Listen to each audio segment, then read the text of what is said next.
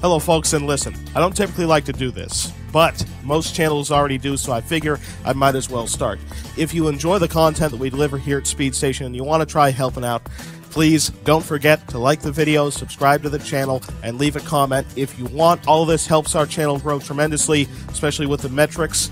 And I can't put to words how grateful I am for the support that we already receive. It's kept us going this long, and it will keep us going well into the future. And if you're really feeling generous, we have an active Patreon and PayPal donation page up if you would like to give this channel a monetary boost, which would be tremendously appreciated, and continue to further our efforts into the future. One more thing.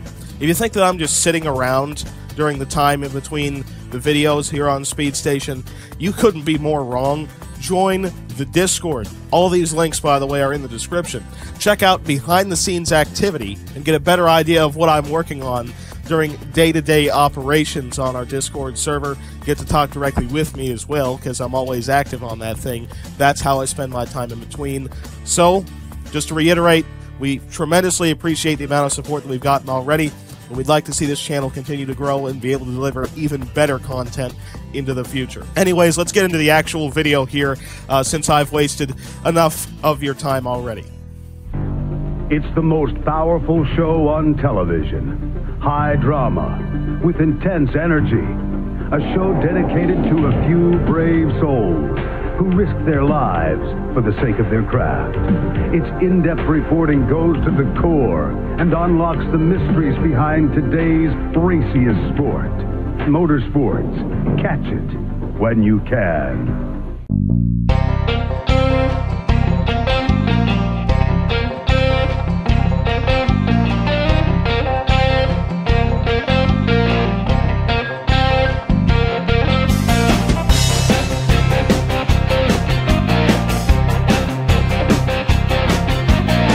Hello everyone, welcome back to Post Tech, and believe it or not, I finally got my voice back.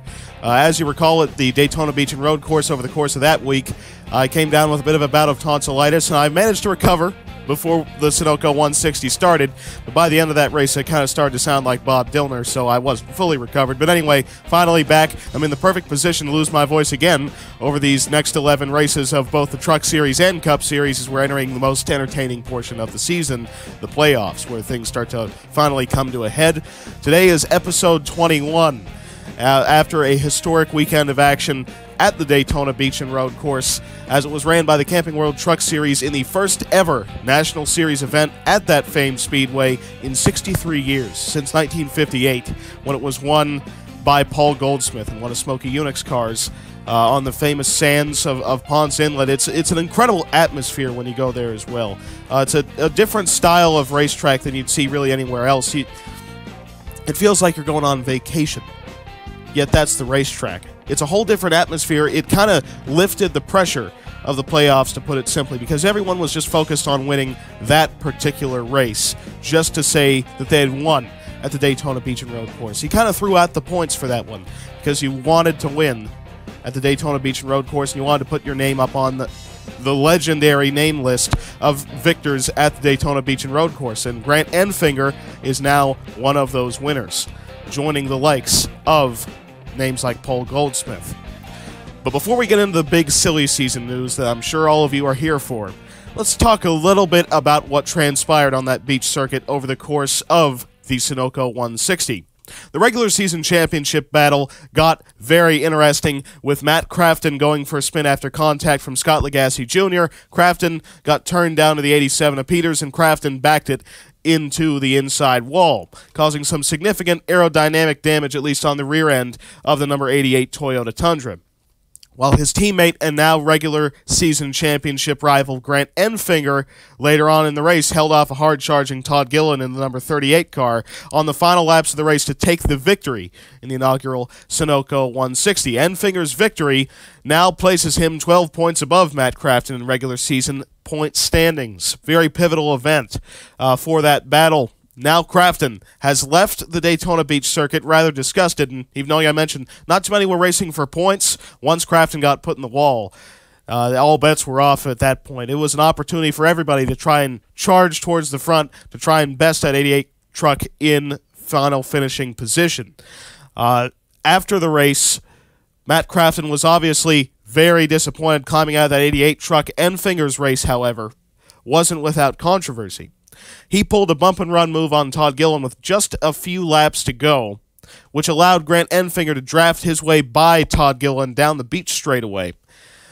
Gilliland tried to pay him back on the final lap more than once, coming down to the south turn and into the north turn, tried to really build that momentum off the outside on the north turn, but just couldn't quite do it. Words were exchanged between those two after the race, but Gilliland was more frustrated with himself for kind of giving up the victory and offering Enfinger that line to try and make the bump-and-run move. So there wasn't any physical confrontation between those two. Obviously, Gilliland showed how upset he was with Enfinger, but nothing really came out of that. It was more or less Gilliland disappointed at himself because that opportunity would have locked him into the playoffs if he would have taken that victory. But it is very critical for Enfinger to win this race because now it puts him in prime position to try and just maintain regular season point lead at Daytona International Speedway, where anything can happen. Plate racing. Even though we use tapered spacers in the Truck Series and, well, in every series except for Xfinity, it's still one of the biggest wild-card racetracks that we go to, and very fittingly, it is the final race of the regular season to kind of mix things up before we go in to the final 10-race stretch of the season to crown a champion.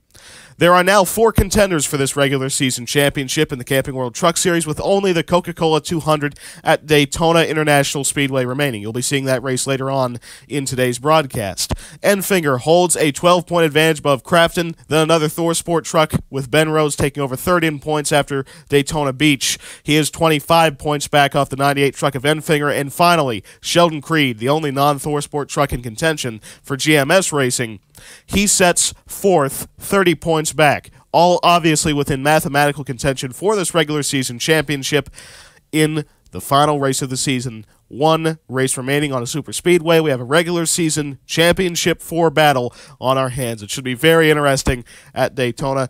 And keep your eyes peeled for drivers such as Austin Theriault, Ty Majeski, Todd Gilliland, John Hunter Nemechek, and really anyone who's outside the top 16 right now, because John Hunter Nemechek on back can't do it on points, but they could go out there and score the victory and automatically be locked into at least the first round of the playoffs. So you might see a lot of desperate moves coming out of drivers at Daytona.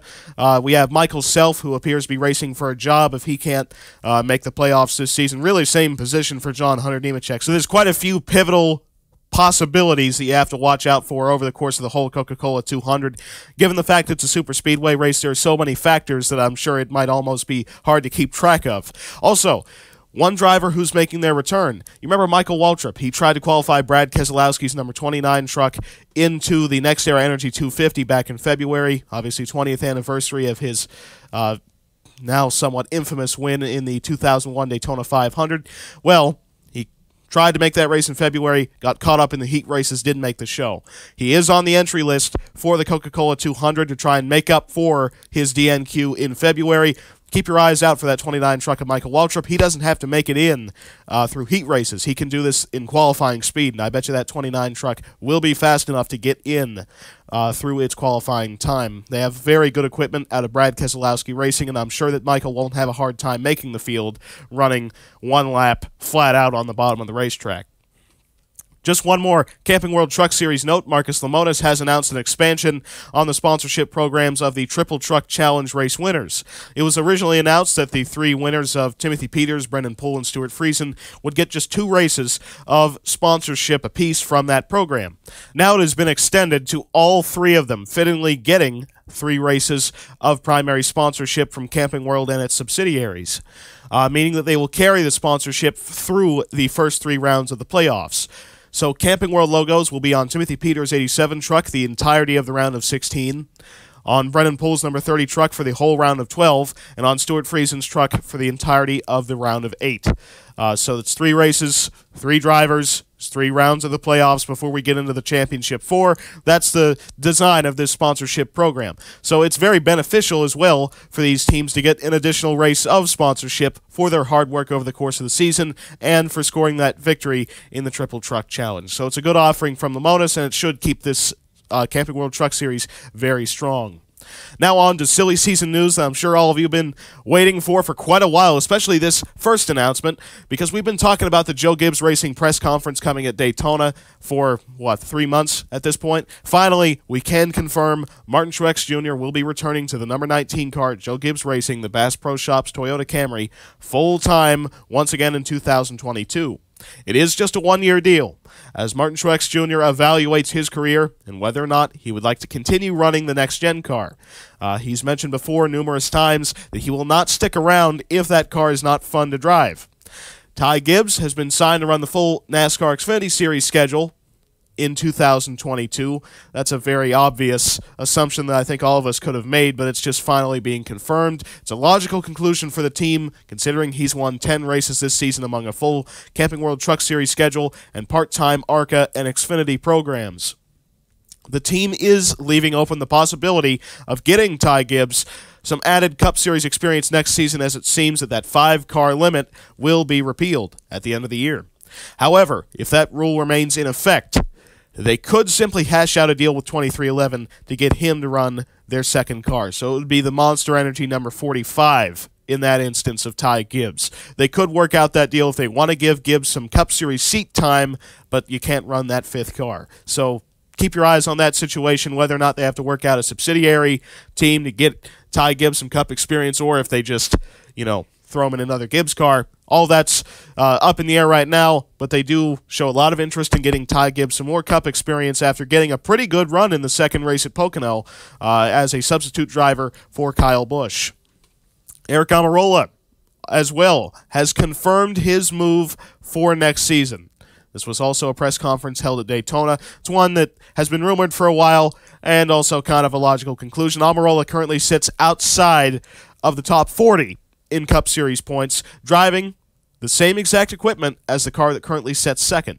So he was not going to be re-signed at Stewart-Haas Racing next season, because this year's a contract year, and Almirola had already been adamant this season about how he doesn't want to come back to Stewart-Haas Racing next season.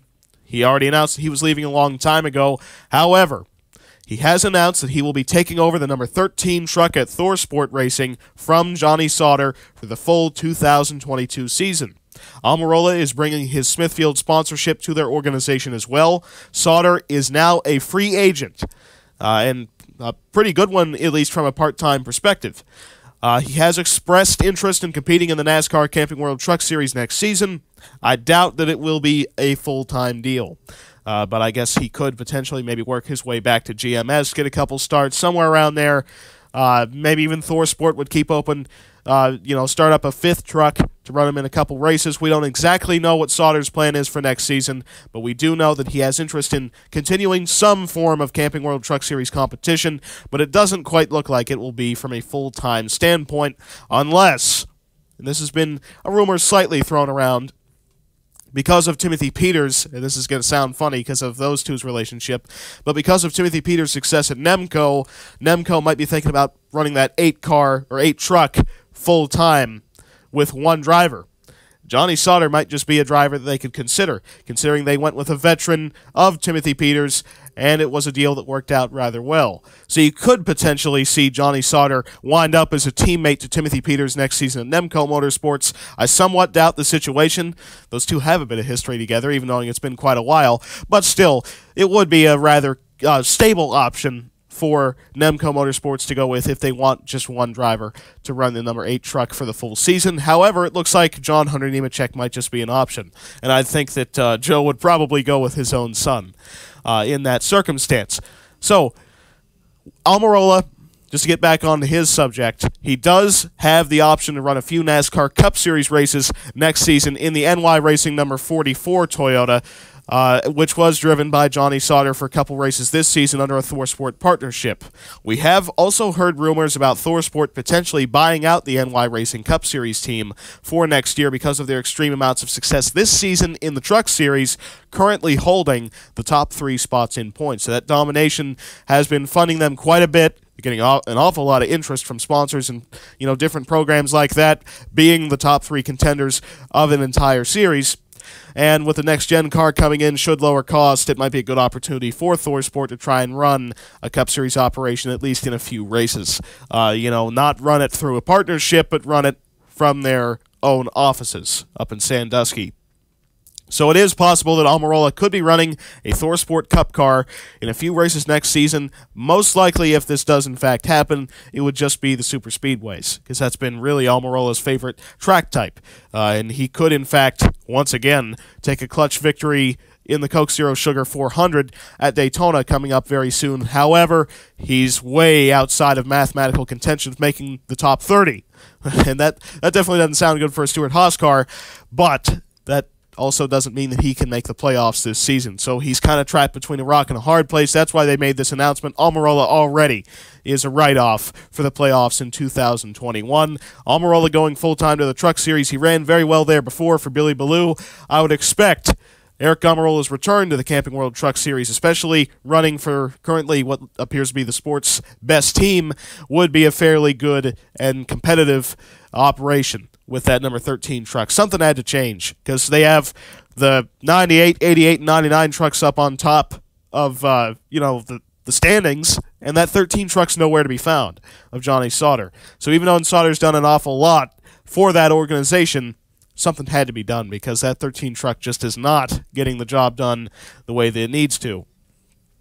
So with Eric Almirola headed to the NASCAR Camping World Truck Series, there's now a vacant seat at what will become Haas Racing, following the Stewart and Haas split, which will take place, obviously, the final day of this year. They still operate as one team until 2022 begins, much like when you recall Joe Gibbs Racing, when they switched to Toyota. They fulfilled all their GM obligations until January 1st, 2008. Then they got to, compress all their work on the Toyota stuff to Speed Weeks 2008, and kind of a similar situation for Tony once again, because he has to work with Gene Haas all the way up to December 31st. Starting January 1st, 2022, he can get prepared for Speed Weeks 2022. So kind of a tough position to be in, but Tony Stewart is not in an unfamiliar situation. And yet another announcement took place at Daytona International Speedway, with Gene Haas confirming that William Byron will be leaving Hendrick Motorsports at the conclusion of this season to drive the Liberty University number 10 Ford Mustang starting with 2022. This contract is a 2-year deal. Rudy Fiegel will join Byron in the move over to Haas Racing. Byron brings much-needed sponsorship to Gene Haas's programs, as most of their primary sponsorship has sided with Tony Stewart in the team split. Byron has struggled in his 4 full-time seasons with Hendrick Motorsports. He never captured a win nor made the playoffs in those 4 seasons so far. However, he has come close to scoring victories at Kansas in 2019, where he was bested by Quinn Houff on the final lap by fuel mileage. And also earlier this season, where he dominated Kansas Speedway, but was eventually taken out in someone else's mistake. That one was a bit of a heartbreaker for William Byron. Listen, Byron needed a change in his career direction, and hopefully this is the change that he needed to find some success in his NASCAR Cup Series career. Meanwhile, Hendrick Motorsports made a huge announcement revealing their new driver for the number 24 car starting with the 2022 Cup Series season. We obviously know that Jimmy Johnson has taken Tyler Ankrum in as a protege, has been mentoring him in his journey to becoming a full-time NASCAR Cup Series competitor. Well, Johnson has been lobbying Rick Hendrick to pay close attention to Ankrum's first full-time season in the number 26 car at HMS Racing. And to put it simply, after Ankrum's performance at Gateway, Rick Hendrick was sold. Earlier at Daytona, Rick Hendrick announced the addition of Tyler Ankrum to Hendrick Motorsports, and that he is slated to drive their famous number 24 car full-time in the NASCAR Cup Series starting next season. Ankrum brings Liona sponsorship to the team, and Exalta will continue their support of the number 24 car. Ankrum's crew chief Chad Walter appears set to move over to Hendrick Motorsports as well. Walter previously worked for Hendrick Motorsports in what was the Busch Series and became the NASCAR Nationwide Series.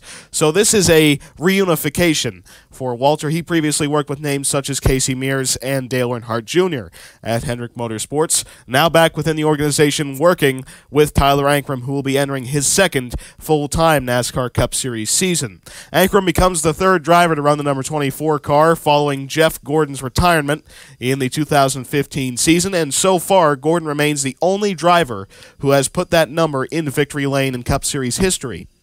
Well, Ankrum is looking to change that statistic next year.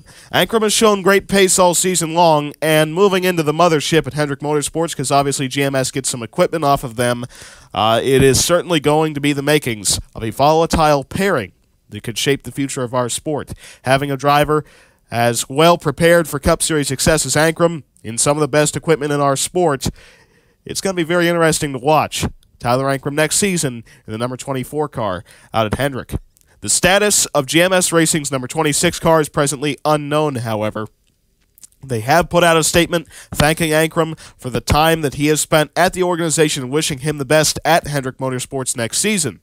Rumors are pointing to Sheldon Creed likely taking over this car next year, continuing the trend of GMS Racing drivers skipping the NASCAR Xfinity Series altogether in their preparation for a NASCAR Cup Series run. It worked out for Ankrum, and it looks like the philosophy is to try that out with Sheldon Creed as well. As you know, he ran the All-Star race earlier this season. He also ran the Bristol Dirt Race in the Cup Series as well. Ran fairly well in both, got into some trouble at Bristol, but he is at least getting that seat time. He likely won't run any more Cup races this season because he's chasing after that second championship in a row in the Camping World Truck Series, but that will be even more reason to try and put him in the NASCAR Cup Series next season. If he can win 2 consecutive Truck Series titles, I'd say he'd do pretty good in a NASCAR Cup Series car. Ankrum does not have a Truck Series championship. In fact, he only has 1 Truck Series win, but he showed up to be one of the best who have showed up into the NASCAR Cup Series over the last few years, especially getting it done with a brand new organization. So it seems that the Truck Series really does prepare you for a NASCAR Cup Series run fairly well in the modern day. That's why so many drivers have been trying to skip the NASCAR Xfinity Series altogether.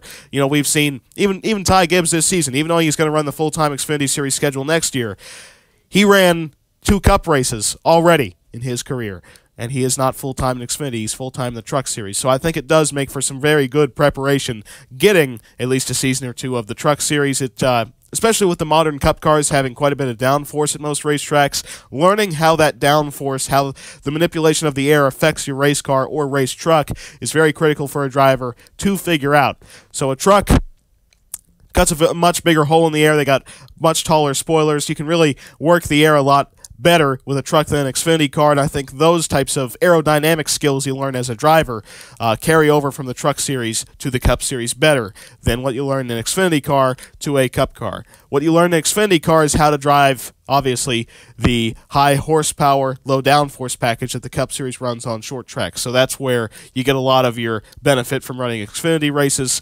More or less, the Cup Series is a combination of Truck Series and Xfinity Series downforce packages and horsepower situations. So you kind of got to get some experience from both, but it looks like right now, at the very least, the Truck Series is a little bit more beneficial than the Cup Series. But who knows next year with this next-gen car? It's going to be, you know, take all your notes, throw them right out, because it's not going to matter next season. Yeah, you're coming into here with a clean slate. Whatever team can figure out the fastest is definitely going to have an advantage. Let's just say that. It's a pretty much complete reset. So we're going to see a lot of competition to start the year, but once teams get this kind of stuff refined, we're likely going to see, just like what we have right now even, a few teams rise up to the top. But it might not be the teams that you quite expect because, you know, obviously with a new car, new equipment, new aspects to the sport, new teams can adapt very quickly as well because they're not stuck in their old ways, to put it simply. They can adapt to something new quicker than a team that already has all these notes and they're using them for support. So a lot of different factors coming into next season, which is going to change how the landscape of driver development works, but really at this point, we just have to wait and see how it goes because there's nothing to really base this off of. Even going from the Gen 4 car to the COT, it wasn't this different. Most of the technology was still fairly comparable. Coming from this Gen 6 car, which is just the COT, by the way, with a different body on it, pin the tail on the donkey is essentially what they did to try and fix the racing. But with this next-gen car, which is the actual fix of the racing, hopefully, so many different factors, so much new equipment, that it really is going to favor those who most likely don't have those big notebooks to go off of. Also, some notes about Daytona International Speedway this weekend. Obviously, we have the biggest next-gen test coming up that we've ever had. 16 cars out on track at once, so you have to keep your eyes on that. But also, we've talked a lot about the new aero package designed to limit the possibilities of a wreckfest, like we saw mainly at Talladega Superspeedway earlier this season. The new package is going into all of the National Series, so Truck Series, Xfinity Series, and Cup Series. It will at least be utilized this weekend at Daytona for somewhat experimental purposes, but still, all three National Series are attempting to get a close or similar package at the very least, because you can't make all of them run the same. They're not going to have the same exact downforce numbers, but NASCAR is trying to at least normalize it to where you will learn something from the different vehicles, how to get this super speedway aero package kind of perfected, because we either have they can't pass because there's so little downforce, or there's so much downforce, the runs are too big, they're wrecking each other. So NASCAR is kind of trying to fix this, and here's some specifics on the package that they're going to try and use this weekend at Daytona to see if it has any type of an effect. 4-inch rear spoiler. So that means an increase in the Xfinity spoiler height, decrease in Cup and Truck Series spoiler height.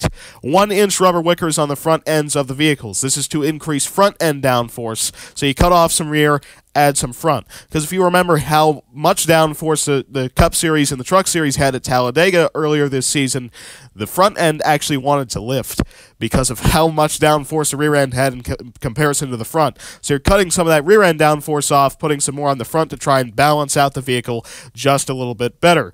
An overall increase in horsepower up to about 650 to 700, which is rather high for superspeedway racing, but believe me, there's a plan to that. It's called throttle response. They want to give the drivers the ability to get back to the throttle and have fairly good throttle response, even if they have to lift, so that when you lift, you don't practically lose the draft when you do it.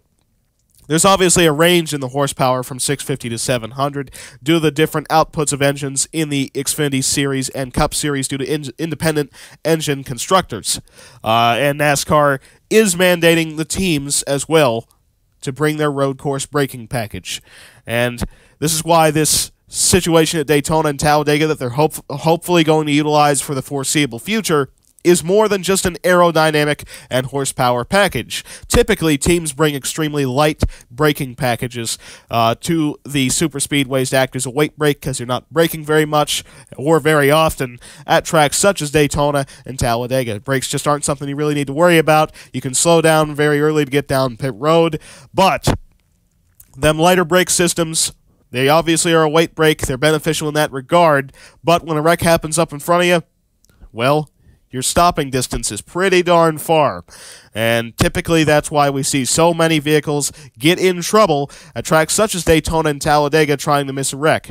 You have that light brake package, you really can't slow down fast, and even though it's very hard to try and slow down from 190 miles an hour, you still don't want to have to use the entire back straightaway at Daytona to get down to a relatively slow speed. So in an effort to increase that stopping speed, just in case we do see another large accident at Daytona, NASCAR is mandating that teams bring a road course-style braking package to Daytona International Speedway so that drivers have a better chance at slowing down for an accident up in front of them instead of slamming into the wreck much later on, like what we saw at Talladega earlier this season. Goodyear is also bringing a harder tire compound to Daytona International Speedway. It will force drivers to lift off coming into the corners after about 10 laps into a run. It's fairly good to start the run, but because of how hard it is, you don't have that very soft, sticky contact patch to work with.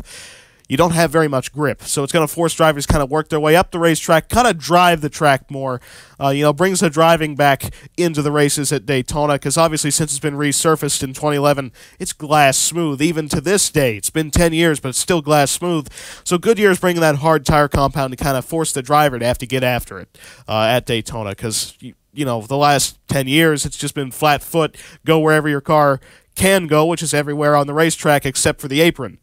So hopefully this harder tire does bring back some of the driving at Daytona International Speedway. And finally, the dreaded double yellow line at Daytona is no more.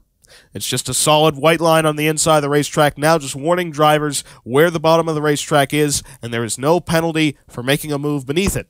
Just the opportunity for reward. You can technically get penalized, I guess, if you start a wreck down there, but that's kind of your own risk. It's risk versus reward going beneath that line, because that's a decision the individual driver gets to make due to their given circumstances.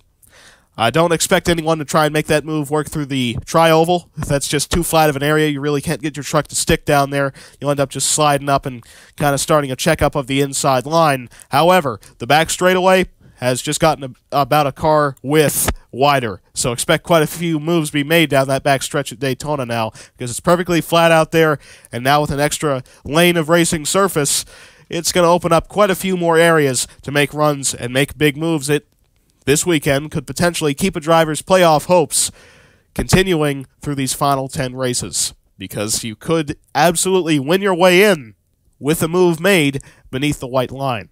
And that would be kind of your worst nightmare a few years ago, trying to win your way in with that line to deal with, because that line more or less means a chance at victory being gifted or taken away.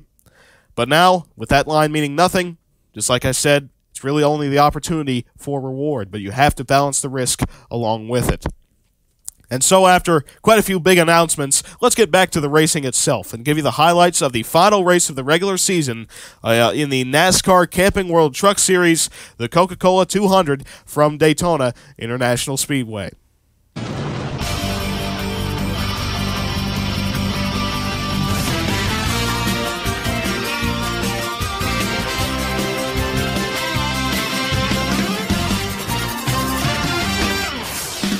In the race analysis, today's event will take place over the course of 80 laps around the 2.5-mile Superspeedway here in Daytona Beach, Florida. Stage number 1 will end on lap number 20, and stage 2 come to its conclusion on lap 40. So we've already detailed the new aerodynamic horsepower and braking packages that will be used here at Daytona. Because of all these new aspects of superspeedway racing that NASCAR will be utilizing here at the Daytona International Speedway, tonight's race contains a lot of unknowns. How will these trucks draft up? How will the new tire compounds? How much is that going to force them to lift off in the corners? All those sorts of things are unknown right now, and they're going to be learned over the course of these 80 laps. And with this being the final race of the regular season, to put it simply, time is already out. You have to try and win this race to make the playoffs, because you don't get any more chances after these 80 laps. The top 16, the playoff grid, is set. This is your final chance to make something happen. In your regular season point standings, Grant Enfinger currently holds the point lead by 12 points above his teammate Matt Crafton, who lost the lead at the Daytona Beach and Road Course. Ben Rhodes moved up to third in regular season points, making it a top 3 sweep for the ThorSport trucks, and he sets 25 points out of the point lead. Then we have Sheldon Creed setting in 4th position, 30 points out of the point lead from Grant Enfinger. That is why this is a regular season championship for 4 drivers within mathematical contention for this regular season championship here tonight at Daytona International Speedway. From Parker Kligerman on back, they are well outside of mathematical contention to do it, but they are still battling for that 5th spot. Kligerman sets 63 points behind the number 98 of Grant Enfinger. Ty Gibbs resides in 6th position, 67 points out of the lead. Same situation for Ty Dillon, but Gibbs gets the tiebreaker with 1 win on the season, and Dillon still shockingly winless. Timothy Peters sets 8th in regular season points, 76 points out of the point lead. Christian Eckes, with his 2 wins on the season, sets 9th. He is 87 points out of the point lead. Then in 10th position, we have Casey Mears, who won here at Daytona back in February, locking himself into the playoffs, being the first one with a guaranteed position. He currently resides 118 points out of the point lead.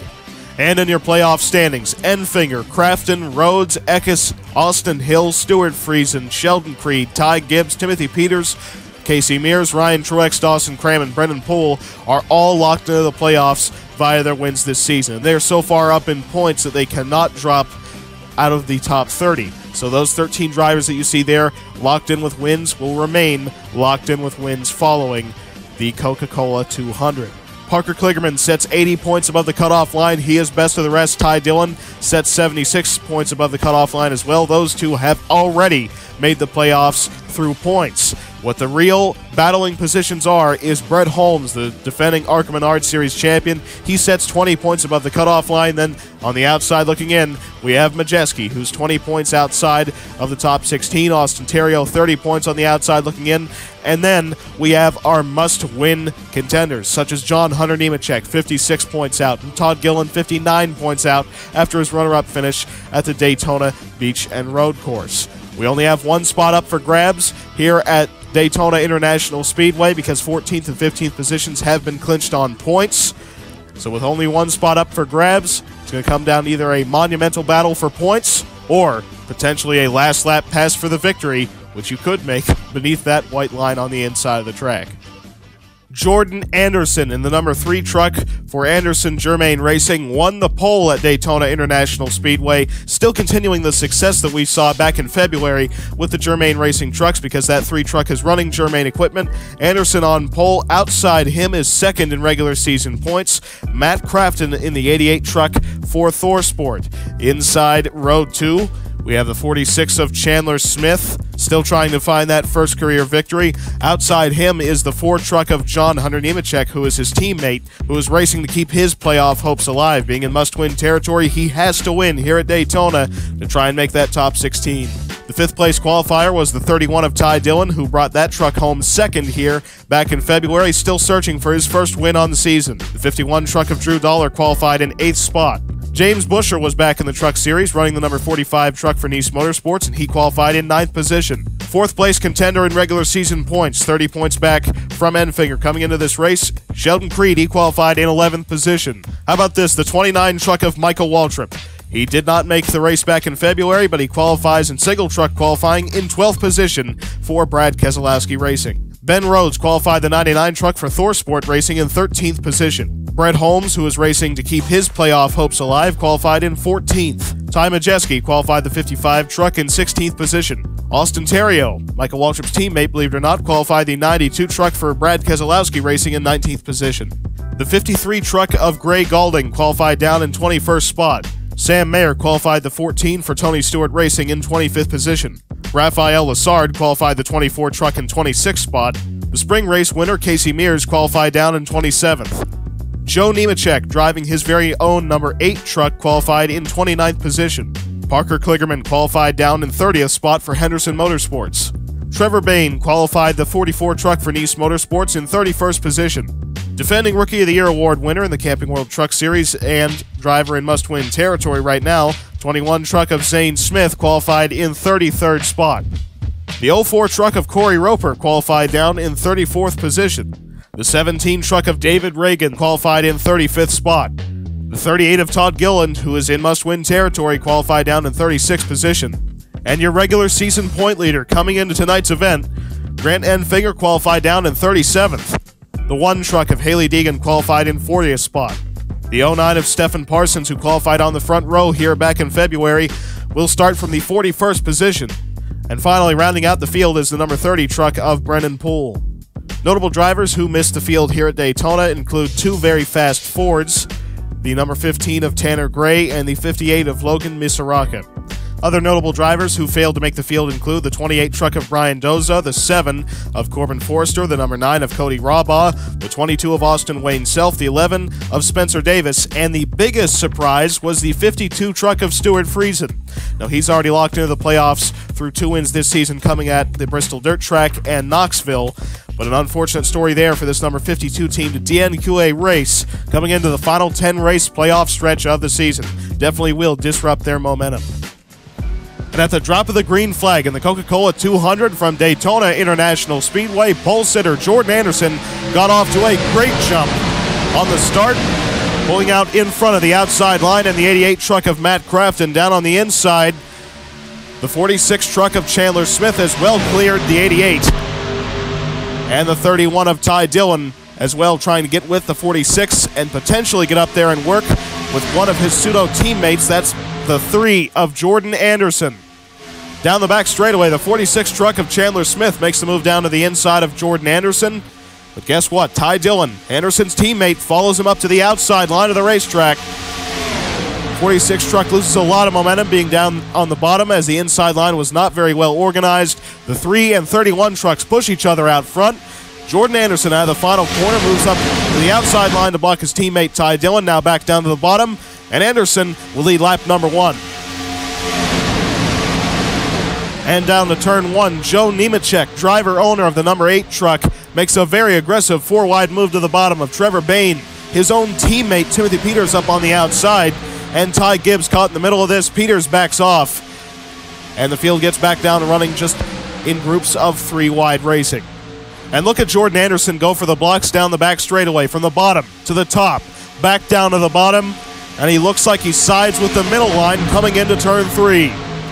Matt Crafton up on the outside of the racetrack, being put 4 wide right now by 2 of the regular season championship contenders. Both Ben Rhodes and Sheldon Creed went to the inside of James Busher, and Crafton was just caught up on the outside as now the 41 of Dawson Cram goes to the bottom to try and work with the number 2 truck of Sheldon Creed and get their way around the 3 as Cram goes out to the race lead here at Daytona. 88 of Matt Crafton starting to lose a bit of momentum up on the very top of the track. Now he cuts down to the middle. On lap number 4, the 41 truck of Dawson Cram has managed to pull out the top 3 contenders to be running single file. Sheldon Creed sees an opportunity down on the inside and makes the move on the 41 of Dawson Cram coming into the first turn. And Sheldon Creed, who's contending for that regular season championship, is now out front here at Daytona. Second place is now Ben Rhodes, and he is as well running for that regular season title, and he's getting help from his teammate Johnny Sauter down the back straightaway. Going side by side down to turn 3. As Ben Rhodes gets pushed out to the top spot by his teammate Johnny Sauter. ThorSport trucks working together here at Daytona. Sauter trying to win his way into the playoffs, and Ben Rhodes going after that regular season championship. Here comes Sauter to the bottom, and Sauter will lead the lap. Getting pushed out front by 3 teammates on the inside of Gaulding, Truex, and Eckes. Johnny Sauter was able to maintain the lead for quite a few laps here at Daytona until his teammate Ben Rhodes made the look down to the inside. That opened up the opportunity for James Busher on the bottom of the track to go 3 wide, using up all the apron on the inside. Busher getting help from the 16 of Austin Hill and the 14 of Sam Mayer, trying to go side by side, 3 wide for the top spot off of turn 4. But at the start-finish line, the 33 and 13 trucks worked together up on the outside, and Johnny Sauter held the race lead at the start-finish line. And after even more side-by-side racing down the back straightaway on lap 8, the 33 truck of Ryan Truex gives the 13 just good enough of a push to clear those inside lines, and Sauter back out front here at Daytona. And just think about how good Sam Mayer is doing in this race already. He has made his way up into 8th position from a 25th place starting position. A lot of drivers were worried about these hard tire compounds maybe making it difficult to pass, and we've seen maybe some of that with Johnny Sauter staying out front for so long, but Sam Mayer made his way from 25th all the way up to 8th position. They've got a good handle on the racetrack in that number 14 truck. And on lap number 12, fittingly, the number 12 truck of Christian Eckes finally got a run on Sauter during a vulnerable time coming through the tri-oval. Sauter gets forced up to the outside line where there's only just 3 trucks running. There's 5 trucks lined up on the bottom. The 14 of Sam Mayer pushes the 12 of Christian Eckes out front here at Daytona, as now Sauter and Sam Mayer battle for the second spot, and the 12 truck just has the job of defending the lines. Lap 13, Dawson Cram gets the run from the number 3 truck of Jordan Anderson. He makes the move down to the inside of the 12 truck of Christian Eckes.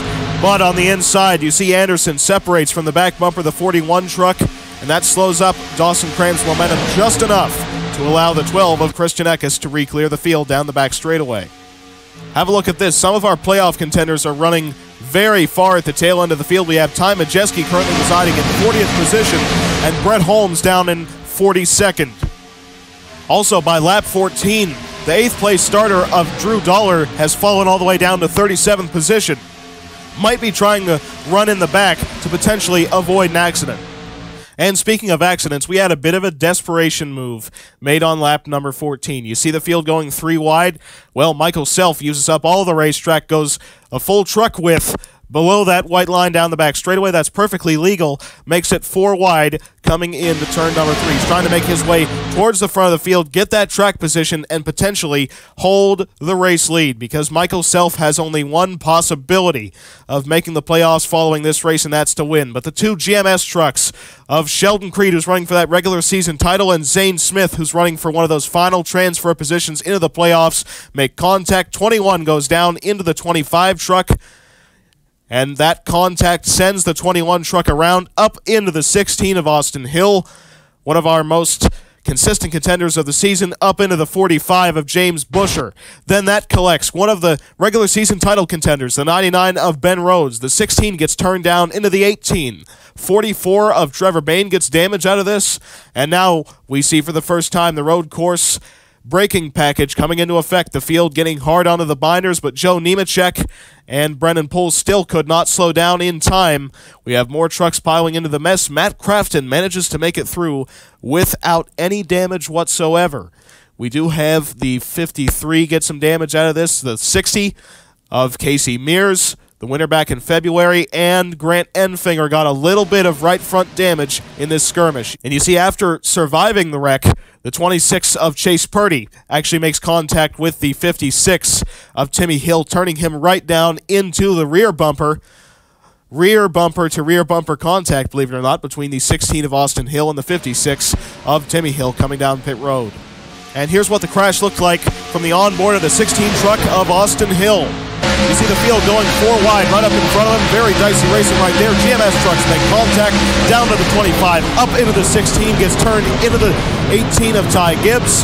Then from the rear bumper, we see the 56 truck get turned around and slammed right in to the 16 of Austin Hill. Austin Hill is done for the night following that accident on lap number 14. And here is Grant Enfinger's perspective of the wreck. Gets hard onto the brakes, misses the majority of it. There's the 21 of Zane Smith spinning right up in front of the field. That might just be Zane Smith's playoff hopes going up in smoke right there. 98 truck tries to make the look down to the inside, gets a little bit of damage from the 21, but not too much. Also, the 46 of Smith got some damage out of this as well. And just look at how good of a job Chandler Smith, though, did of slowing up for the wreck. This really shows off the road course braking package. Really gets on the brakes right there. Misses most of the wreck. Gets quite a bit of damage, actually, right there on the left front fender. But still, that just shows you how much faster he was able to slow down than if he was running a super speedway-style braking package. And racing back to the start-finish line as the field was flying apart, the 41 truck of Dawson Cram actually edged out the 12 of Christian Eckes back to the start-finish line. So now Dawson Cram is your race leader. Above Eckes, Jordan Anderson, Sam Mayer, and Sheldon Creed. On lap 15, most of the field opts to come down pit road with the exception of 2 very strong contenders. The runner-up here back in February, the 31 truck of Ty Dillon, opts to stay out, as well as regular season championship contender Matt Crafton. Those 2 trucks opt to stay on the racetrack. Most of them pit, however, and the 16 and 56 trucks who made contact coming down pit road of Austin Hill and Timmy Hill, who obviously ran to each other while the wreck was happening, not during this pitting cycle, but they are both now out of the race after just 15 laps of competition. And, you know, on pit road, we witnessed one of, in my opinion, the strangest pit road accidents we've seen really in the modern era, ever since we started to have pit road speed limit. But you see, coming into his pit stall, the 46 truck of Chandler Smith chops down in front of the 41 of Dawson Cram, who is coming off of pit road.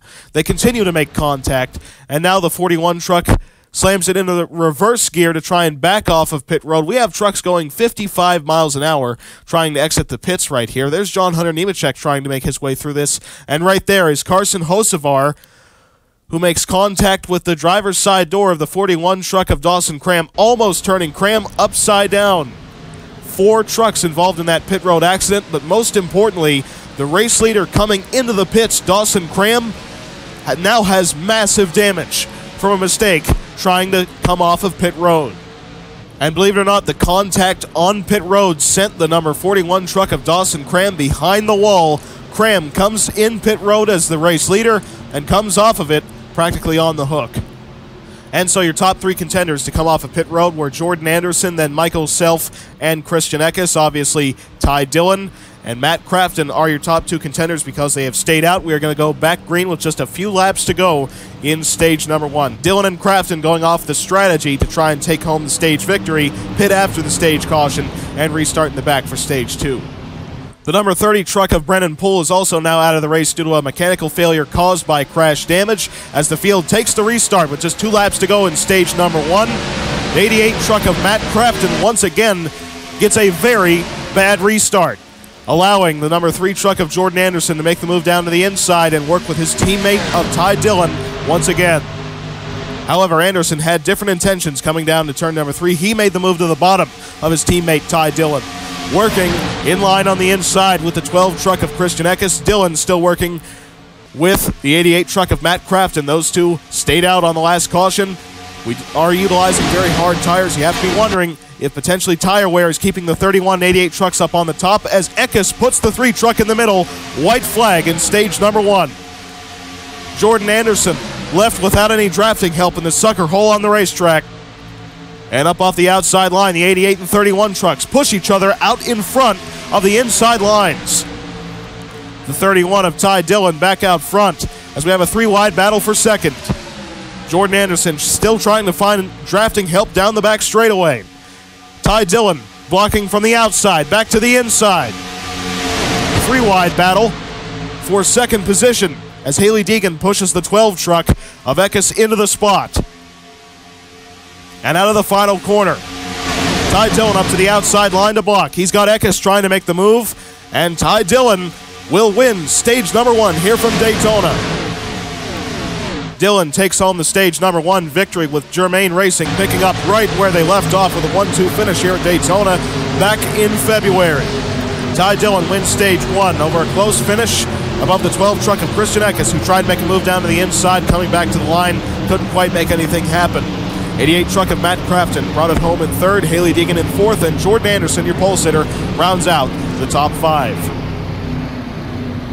Lap 21, we have a split in pit strategy. 31, 88, 25, 17, 99, and several others farther back, including Grant Enfinger, all opt to come down pit road, while the number 12 truck of Christian Eckes will stay out above the 1 of Hailie Deegan, 3 of Jordan Anderson, 13 of Johnny Sauter, and also the 29 of Michael Waltrip opts to stay out, and he will restart in 5th position. First truck out of the pits was Michael Self getting out in front of David Reagan and Ben Rhodes, and they will restart in 30th position on down. Take a look at how this cycle of pit stops has really closed up the gaps of the regular season championship contenders. You got Rhodes in the 99 right there, the 88 of Matt Crafton and the 98 of Grant Enfinger all running at the tail end of the field. The only championship contender that opted to stay out was the number 2 truck of Sheldon Creed, who currently resides in 12th position. Remember, he has to make up the biggest deficit of any of them, being 30 points behind the 88 of Matt Crafton. He'd more or less have to hope that Crafton drop out right now and that Sheldon Creed could take home the victory. And on the stage number 2 restart, the number 1 truck of Hailie Deegan got a very good jump in the restart zone, allowing her to make the move down to the inside of the 12 truck of Christian Eckes. Eckes has the 3 truck of Jordan Anderson follow the number 12 up on the outside line. Sauter works with the 1 truck of Hailie Deegan, and recall just how fast Deegan's number 1 truck was in the heat races back in February.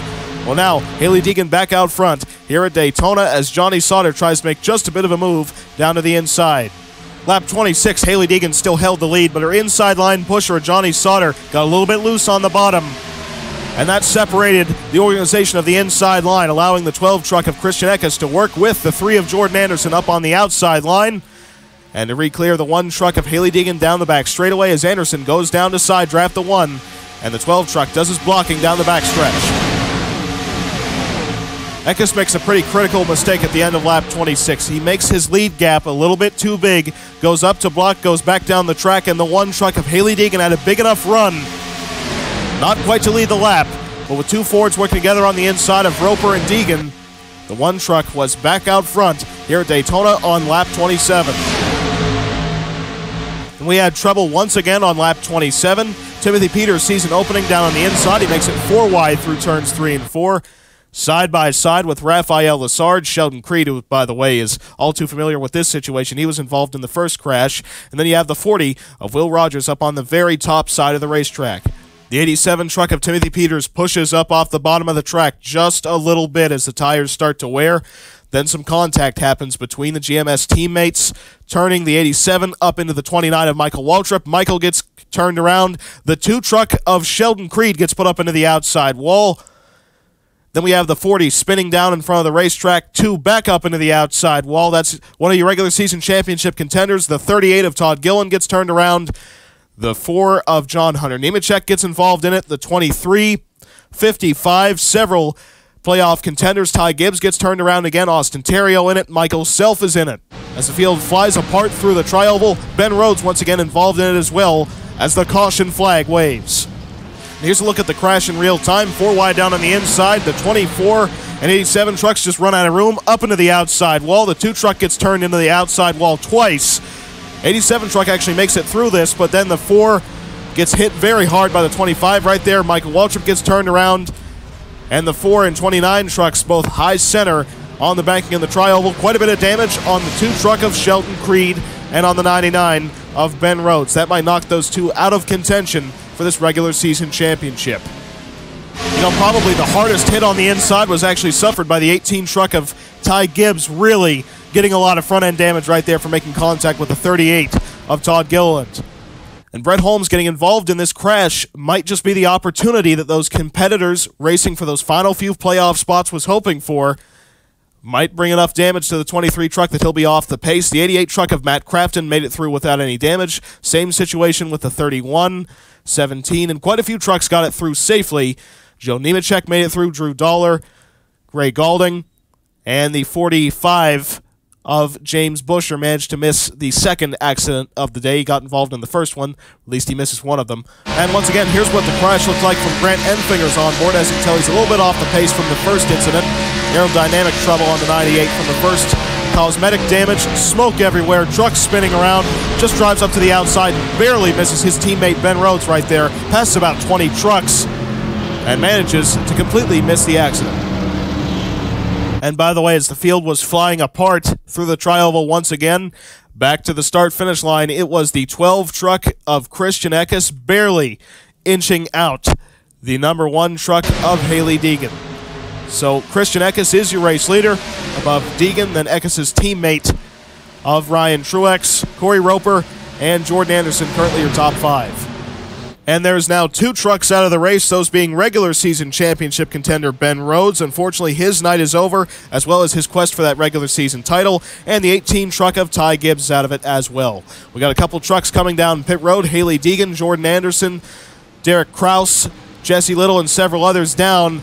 However, we have quite a few trucks staying out on the racetrack, with now first and second being held by Starcom Speed Station teammates of Christian Eckes and Ryan Truex. The third place runner now Corey Roper, 4th Johnny Sauter, and 5th is Sam Mayer.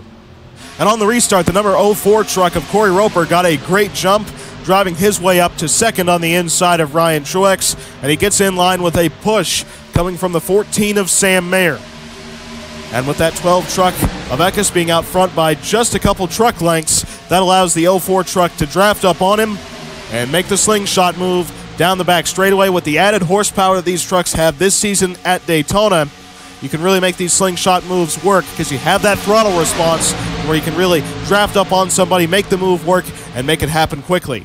Also, the number 25 truck of Michael Self has just been brought behind the wall. Self's day is done, and it looks like that his run driving for Rackley WAR is also done because the team pretty much told him that he would be released unless they make the playoffs. So unfortunately for Self, it looks like he is out of a ride in the Camping World Truck Series, and presently, with the number 99 truck of Ben Rhodes being out of the race, we have just a Championship 3 now for that regular season title.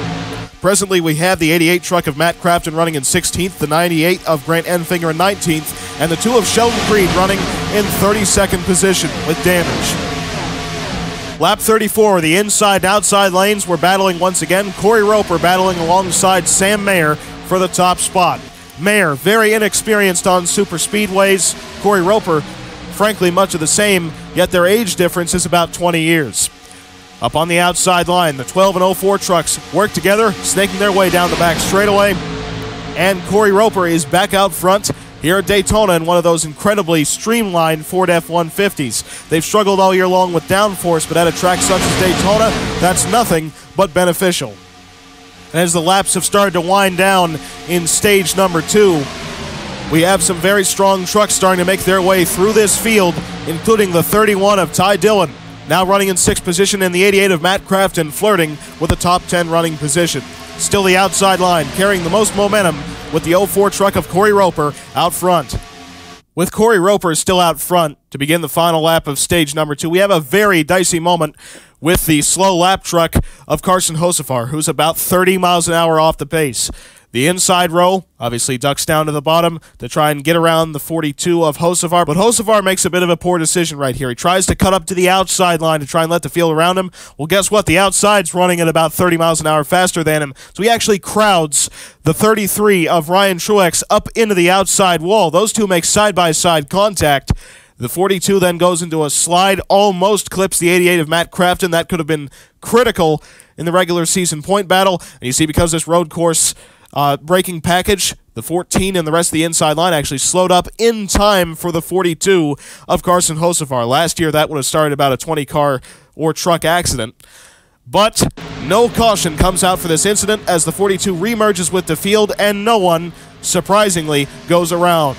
And while that was occurring, it actually gave the 12 truck of Christian Eckes the opportunity to make the move on the 04, because the 42 truck going that slow actually side drafted the 04 of Corey Roper down, slowing up the 04 truck's momentum and allowing the 12 of Christian Eckes to take the race lead coming out of turn number 2 on the final lap of stage number 2. But guess what? He's got too big of a lead gap once again. Eckes trying to break the draft, but here comes Stephen Parsons, Raphael Lessard, and Matt Crafton out of nowhere as Parsons makes the move down to the inside. Parsons with the run, coming from a push from the 24 truck of Raphael Lessard out of the final corner. The 12 truck has no help up on the outside line. Matt Crafton trying to make up as much track position as possible, and Stephen Parsons, the pole sitter from here in February, wins stage number 2 here in the Coca-Cola 200. Parsons takes home the stage victory for Phoenix Racing. In a close battle right there, going from 3rd to 1st, getting around Corey Roper and the 12 truck of Christian Eckes. So Parsons wins stage number 2, Raphael Lessard 2nd, Matt Crafton all the way up to 3rd. Once again, quietly consistent. The 04 truck of Roper fell down to 4th, and the 12 truck of Eckes brought it home in 5th position. And so for just an update on your Championship 3 contenders, the 88 of Matt Crafton currently runs in 3rd spot. His teammate, Grant Enfinger, who came into this race with a 12-point advantage, currently is outside of the point lead with Crafton running in 3rd because Enfinger resides in 17th position. That is a very, very close margin for those two to be flirting with. And then the 2 truck of Sheldon Creed runs down in 25th position with damage on the number 2 truck, and him coming into this race with the biggest margin, that being 30 points he has to make up on the 98. I'd say at this point it's pretty much a 2-man race for this regular season title. Keep your eyes on the 88 and 98 trucks of Crafton and Enfinger for this regular season championship. As now on lap 41, the entire lead lap field comes down pit road. First truck off of pit road was the stage number 2 winner of Stephen Parsons, coming off with the race lead in the 09 truck for Phoenix Racing. Raphael Lessard as well getting off in 2nd. Then the 1 of Haley Deegan up into 3rd spot. Christian Eckes now to 4th. Matt Crafton drops down to 5th position, and Corey Roper down in 6th. And following that run-in on the last lap of stage number 2, the 42 truck of Carson Hocevar was actually parked for the race for not making minimum speed. There's no more penalties, obviously, that come out of that, but that does end Hocevar's bid for a playoff spot in the 2021 Camping World Truck Series season. You see farther back at the tail end of this line, that's the 21 truck of Zane Smith. He's still in the race after being involved in that first big accident off of turn number 4. No rear bumper cover on that 21 truck. Quite a bit of other aerodynamic damage, so he's just hoping that someone else gets involved in a big mess and allows him to potentially take home the win, because that's the only way that he could make the playoffs in this season. He comes to this in must-win territory. He's hoping for a miracle at this point. Haley Deegan and that number 1 truck for LGR got an incredible restart, makes the move down to the inside of Raphael Lessard for the 2nd position, and already has the run on the 09 of Stephen Parsons coming down the back straightaway, going for that top spot. A 3-wide move gets made for 3rd position by Christian Eckes on the bottom. 88 and 1 trucks push each other out front.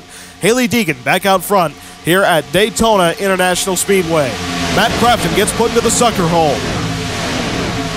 However, Haley Deegan's lead was not very long-lived. She got a little bit too far out front, allowed the 12 truck of Christian Eckes to get a run up to her tailgate and make the move down to the bottom with almost no help for the 1 truck up on the outside. Christian Eckes takes away the race lead once again at Daytona, as now the 14 truck of Sam Mayer gets put into the middle between Kligerman and Deegan. Looks like Deegan might be able to get back into the outside line, and she does right there in between Mayer and Crafton. Lap 46, Johnny Sauter pulls off a very impressive drafting move. The 12 truck of Eckes once again out in front by just a couple too many truck lengths. Makes a 3-wide move, gets actually put into the middle. The 21 truck of Lessard backs off, and he actually holds the lead for just a couple seconds before the inside line falls apart too much for Sauter to complete the move. But this puts Sauter in a good position coming down to turn 3 to work with the 12 truck and maintain the 2nd spot.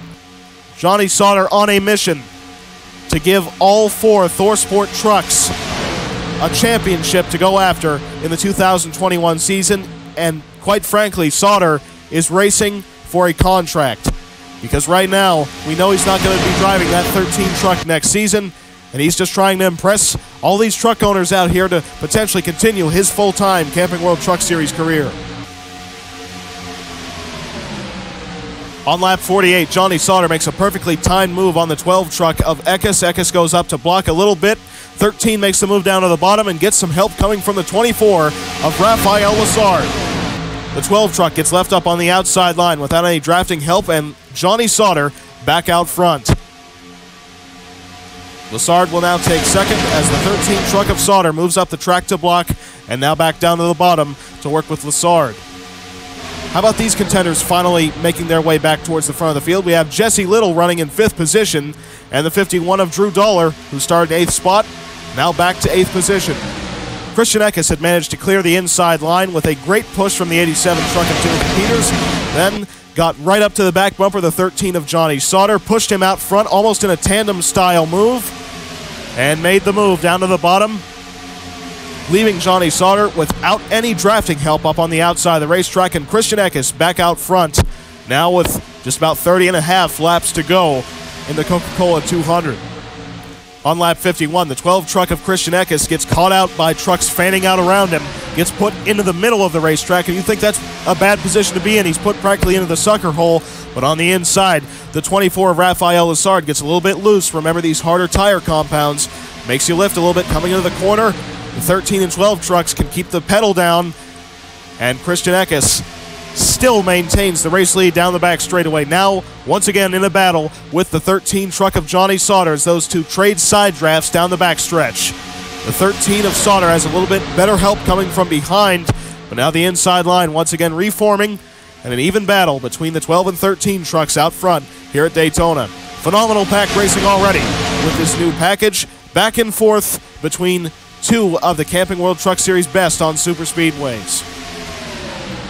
On lap 52, once again, the 87 truck of Timothy Peters is a decisive pusher in who gets the lead. This time he works with the 13 truck of Sauter, and Sauter clears the 12 truck down on the inside. And take a look at this. Now the number 38 of Todd Gilliland is back in the fight to take home the victory. Remember, he's in a must-win scenario. Has to finish first here tonight at Daytona. Well, now he currently resides in 19th position in the lead draft without a rear bumper cover. That's actually a benefit for him. That's less drag on the 38 truck. And so things look like they could potentially go in Todd Gilliland's favor if he can get up here and start racing with drivers such as Christian Eckes and Johnny Sauter. So you see a 3-wide move getting made on the bottom by Lessard, but once again, he backs off coming into the corner. On lap 54, Johnny Sauter has managed to tug the field down to the inside of the racetrack. 12 and 87 trucks running in line behind him, as well as the 24 of Raphael Lessard. They're coming onto the front straightaway. The 12 truck of Eckes sees an opportunity down on the bottom, and tries to make it work without much drafting help on the very inside of the racetrack. 87 still working with the 13 of Sauter, as now Raphael Lessard gets put in the middle.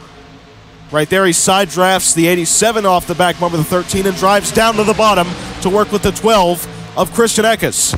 Very good draft manipulation work being done right there by Raphael Lessard, as now Mayer drops the outside line and moves to the bottom. Corey Roper all the way beneath that white line, trying to make up track position. Side by side now once again between the 12 and 13 trucks, as Eckes managed to side draft that 13 truck back to where he could try and pull a run on it. And these two ran side by side lap after lap until lap 57, when once again the 1387 trucks working together up on the outside of the racetrack. They push each other past the 12 of Christian Eckes.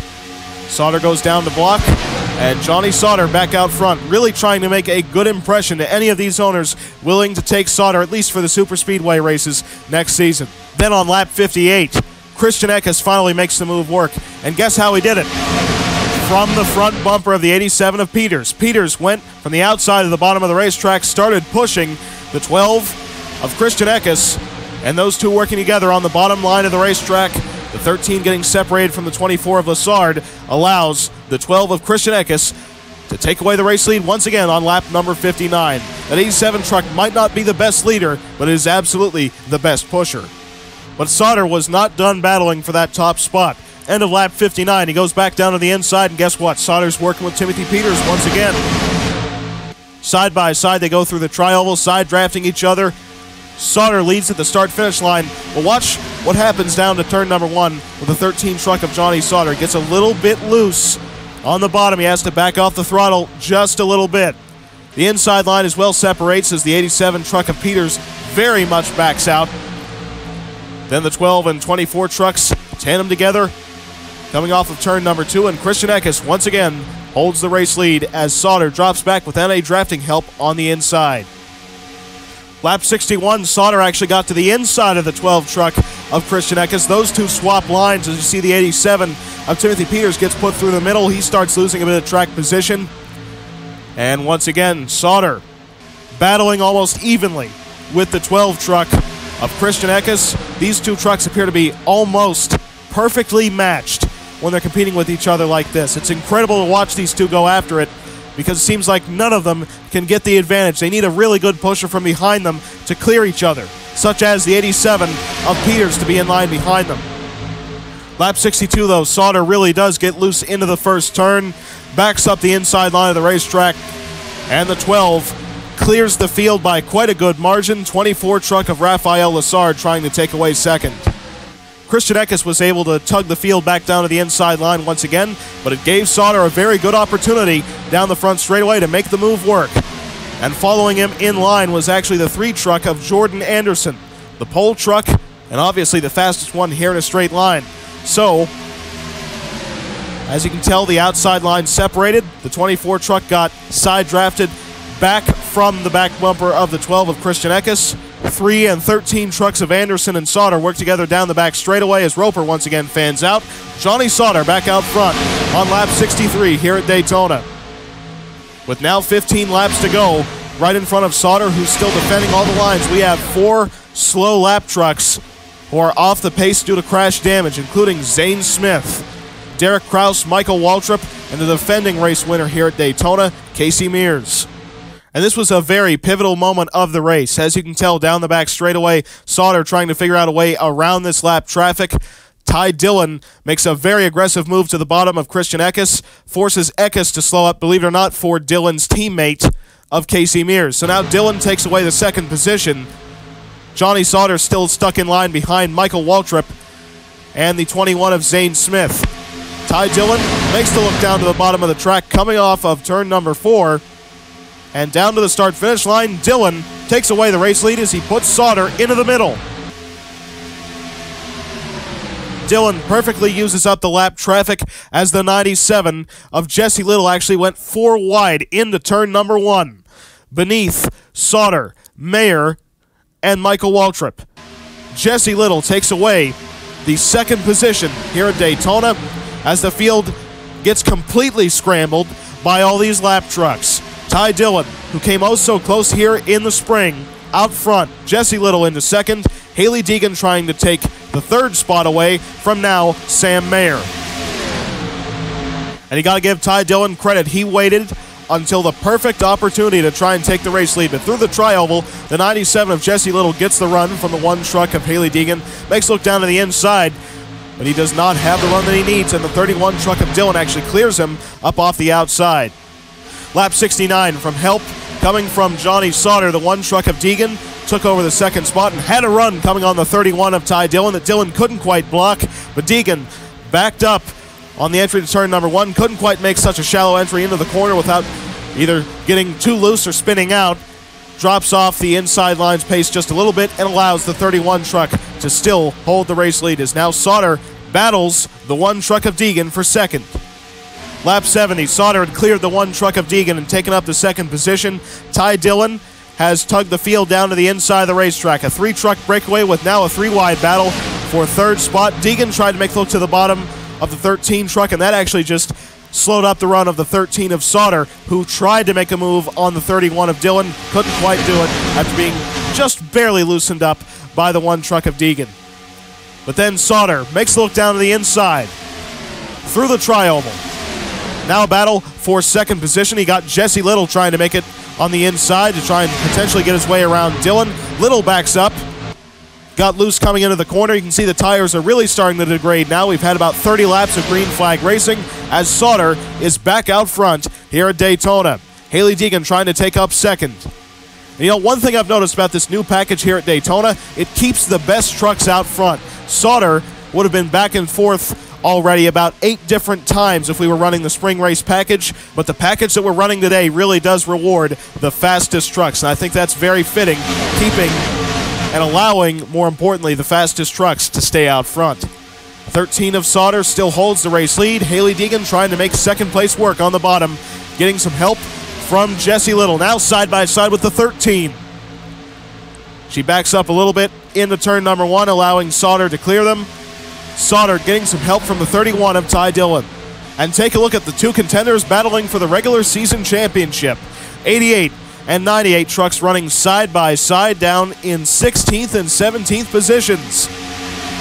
It's going to be a battle all the way down to the wire, and remember that Crafton has to best that 98 truck of Enfinger by 12 positions to win this regular season championship. But he's got more than 12 trucks up in front of him. If he can keep Enfinger where he is right now and potentially finish top 5, it'll be enough for Crafton to win this regular season title with now about 7 laps to go. Here comes the one of Deegan to the bottom. She's got the run from the 97 once again, but the inside line momentum falls apart into the first turn. Sauter back out front. And then on lap 75, Johnny Sauter still trying his hardest to block every single run that he sees in his rearview mirror. This time Deegan gets a very big run off the front bumper of the 97, but badly gets loose into the first turn. Checks up quite a bit and allows the top 3 trucks up on the outside to clear that one truck of Deegan. Sauter out front, 31 truck of Ty Dillon has the potential chance of taking away the race lead down the back straightaway. In fact, he's making the move to the inside. Chase Purdy has cleared for third position. Ty Dillon trying to leave the 13 truck of Sauter without any drafting help up on the outside of the racetrack. Trying to pull off the perfect slingshot move. One truck of Deegan still trying to work with the 31 now of Ty Dillon, and Dillon leads at the start-finish line. 5 laps to go here at Daytona. 31 and 13 trucks side by side. Dillon searching for his first victory in nearly 8 seasons in the Camping World Truck Series, and the 13 of Johnny Sauter trying to win his way into the playoffs. On the end of lap 76, the one truck of Deegan pushes the 31 of Ty Dillon in front of the 13 of Johnny Sauter. But then Deegan makes the look down to the inside, making it side by side for the top spot once again. Down the front straightaway, Deegan starting to inch ahead, getting the push from the 14 of Sam Mayer. Mayer stays with her, and Deegan still barely holds the advantage. Inside line now gaining the 26, and it appears the 97, but now the 26 sides with the outside and cuts back down to the bottom and gets put in the middle. 31 on the outside, getting the push from the 13 of Sauter. 1 on the inside, that being Hailie Deegan, going for her first career Camping World Truck Series victory. Out of turn number 4, still a dead heat between Deegan and Ty Dillon. Mayer locking bumpers with the 1 truck on the bottom. Deegan holds the lead at the stripe. Just 3 laps to go here at Daytona International Speedway. 3 laps left in the regular season. 1 truck backed up corner entry just a little bit. That allowed the inside line to fall apart very slightly. The 97 truck's going to have a big run, but that gap gets filled by the 26 of Purdy, who went down to block. Now the outside line has better formation. 31 truck with a lot of momentum from the 13. And Ty Dillon clears the field here at Daytona once again. 31 truck out front. Lap truck of Chandler Smith up in front of the field with now just 2 laps to go at Daytona. Entering turn number 1, the 13 truck of Sauter side drafts the 31 of Ty Dillon. The 1 truck separates from the back bumper of Ty Dillon. There's the lap traffic right up in front of the field. Where will they go to try and avoid the 46 of Chandler Smith? Looks like each line just about gets equally slowed up.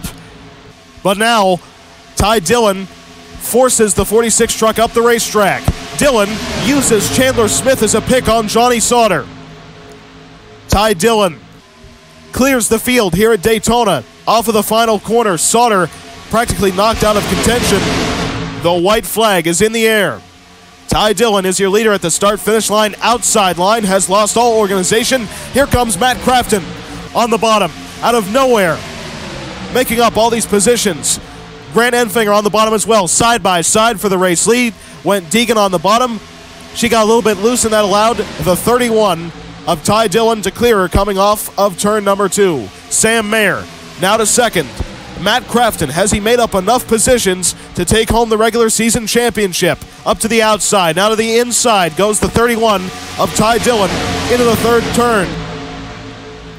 He's got a pretty big separation between the 14 and 31 trucks coming off of the final corner. Ty Dillon has not finished outside the top 5 all season long at a super speedway. Runner-up here in the spring, and Dillon will win at Daytona.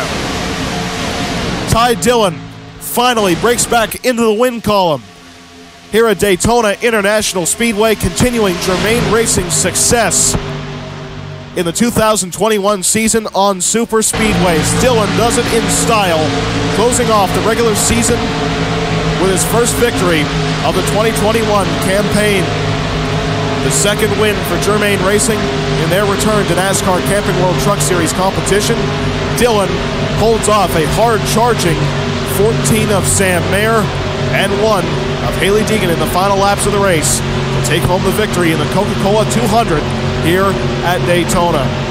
An incredible run for this number 31 team, winning stage 1 and the race, and also really for the entirety of Germain Racing, scoring the pole as well with Jordan Anderson. The only thing Germain Racing was missing was having that number 60 truck of Casey Mears out front, but unfortunately for them, he got involved in early race trouble. But still a phenomenal performance by that whole organization here at Daytona. And take a look at what happened through the final 2 corners of this race alone. So we obviously have the battle for the race win going on between Mayer and Ty Dillon. Once again, Mayer comes up just ever so close to a race victory. Couldn't quite break through and do it. At least he's got that win last season at Bristol, and he will be running the majority of the playoff races here in the Truck Series as well. But you see the 88 truck of Matt Crafton right there gets passed by his teammate of Johnny Sauter. Then farther back, we have the 98 of Grant Enfinger racing alongside the black number 75 of Parker Kligerman. Kligerman actually beats him out to the start-finish line, and Sauter beats out Matt Crafton. You see right there, the 14 tries to make a very last-ditch effort on the 31. Couldn't quite do it. It was about 49 1/1000th of a second, the separation at the start-finish line between first and second. Once again, Daytona known for producing close finishes, and once again, it delivered. 49/1000ths of a second, just the separation between Ty Dillon and Sam Mayer's first victories on the season. Hailie Deegan was only counted as 1/10 of a second off of the 31 of Ty Dillon, and she finished in third position. That just shows you how close they were racing. But keep your eyes on the 88 truck of Matt Crafton right here as he crosses the start-finish line in 7th position. There's Crafton. Farther back, you see the 98 of Grant Enfinger gets just barely beaten out by the 75 of Kligerman. Enfinger finished in 17th position, and Crafton finished in 7th. That's a 10-point gain for Crafton. That means that Grant Enfinger has won the regular season championship here at Daytona by 2 points above his teammate Crafton.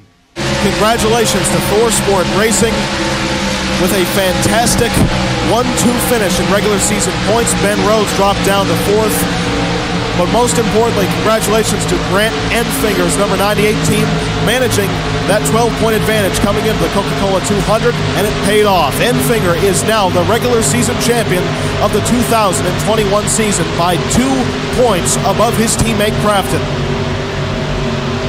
Seriously, it was such a close battle that if Enfinger would have just barely lost the draft right there, he would have lost the regular season championship. If Johnny Sauter wouldn't have tried passing his other teammate, Matt Crafton, Crafton might have beat Enfinger. And then it would have been an entire battle among ThorSport teammates of who's at fault and who's the good guy. I mean, you don't exactly want to have to race your teammates like that, but at the same time, it produces a remarkable spectacle for these spectators here at Daytona.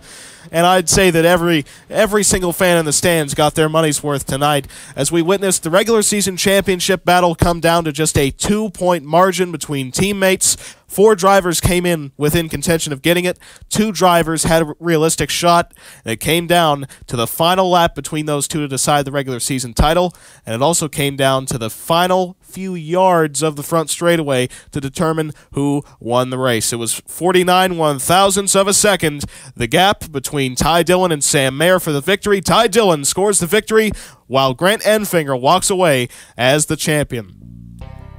And so now after this incredible regular season championship finale here at Daytona, the inaugural Coca-Cola 200, here are your final regular season point standings after the 26 events held in the regular season. Grant Enfinger has won the regular season championship by just 2 points above his teammate Matt Crafton, and it came down to the battle on the final lap of which driver could get through traffic the best, and actually it really just turned into how many positions could Enfinger hold off, because Crafton was charging. Enfinger really wasn't going anywhere. He just had to make sure that he could sustain that 12-point advantage, and he did almost perfectly, with it coming down to just 2 points. Remember that if those two would have tied in points, Matt Crafton would have gotten the tiebreaker. Because they both have 2 wins on the season, it would revert to top 5s. And Matt Crafton has 7 top 5s compared to Grant Enfinger's 5 top 5s. Sheldon Creed's poor finish dropped him to 42 points outside of the point lead. A very big hit in points right there. It's not really going to matter that much, considering that we are roaring straight into the playoffs, and with the reseeding process, it probably shouldn't be that bad of a deficit whatsoever. Ben Rhodes, following his DNF here at Daytona, dropped from 3rd in regular season points down to 4th. That's a bit of a hit in playoff points that he's going to score from this regular season. Obviously, it's kind of weighted towards finishing in the top 3. Then you just kind of get descending points from 4th on back to 10th. But Rhodes drops down to 4th, finally scored as 44 points behind point leader Grant Enfinger. Ty Dillon, with his victory here tonight, actually picked up 2 spots in regular season points up into 5th position. And if we had just a couple more races left, he would be a legitimate contender for this regular season title, being 47 points off of Grant Enfinger, but obviously that championship has already been decided. Parker Kligerman dropped down to 6th in regular season points, a fantastic run all season long for Henderson Motorsports. They would have probably preferred getting a top 5 in regular season point standings, but still, 6th is pretty darn good for this organization. He was just 62 points out of the point lead following the Coca-Cola 200. Seventh position in points is held by Timothy Peters for Nemco Motorsports. He is 71 points out of the point lead. Christian Eckes in 8th position, 76 points out of the lead. Ty Gibbs actually lost 3 spots in regular season points, following his DNF in the Coca-Cola 200, down to 9th position, 86 points out of the point lead. And Brett Holmes picked up 1 spot in regular season points, all the way up to 10th. He is the final driver that will receive playoff points. He is 125 points outside of the point lead in final regular season point standings. And here's your final look at the playoff standings before everything gets reset. Grant Enfinger, Matt Crafton, Ben Rhodes, Christian Eckes, Austin Hill, Stuart Friesen, Sheldon Creed, Ty Dillon, Timothy Peters, Ty Gibbs, Casey Mears, Ryan Truex, Dawson Cram, and Brennan Poole are the 14 drivers who made it in through wins. Farther back, we have Parker Kligerman, who clinched his spot on points. 90 points above the cutoff line for Kligerman in the final standings. Then the defending ARCA Menard Series titleist Brett Holmes made in by the skin of his teeth, just 27 points above the cutoff line. He's very lucky that a driver who was already above the cut line won this race here tonight, because otherwise it would have knocked him outside of the top 16. Ty Majeski just barely misses out on running in the playoffs here in the 2021 season. He misses it by 27 points. Austin Theriault by 39 points in the return to full-time competition by both him and Brad Keselowski Racing.